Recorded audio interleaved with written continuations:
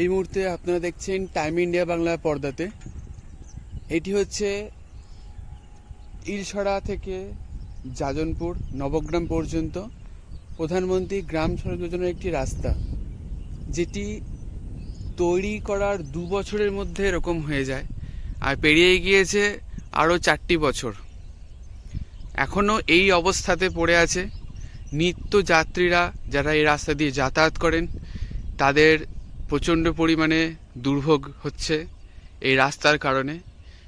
না গাড়ি ঠিক মতো চলে, না সাইকেল ঠিক মতো চলে, না 4 চাকা গাড়ি, কোনো কিছুই ঠিক মতো চলে না। কিন্তু এই রাস্তা দিয়ে প্রতিদিন গড়ে 500 থেকে 600 গাড়ি যায় প্রত্যেক দিন,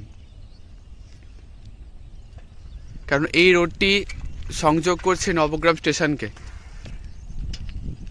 নবগ্রাম স্টেশন থেকে সংযোগ করছে।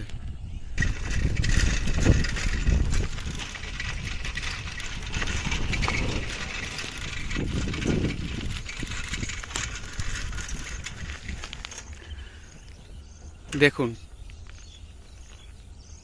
কাজের গাড়ি পড়ে আছে কিন্তু কাজ হয় না।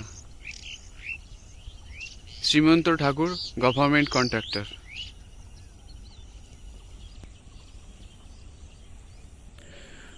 পড়ে আছে রাস্তা তৈরি করার রোলার।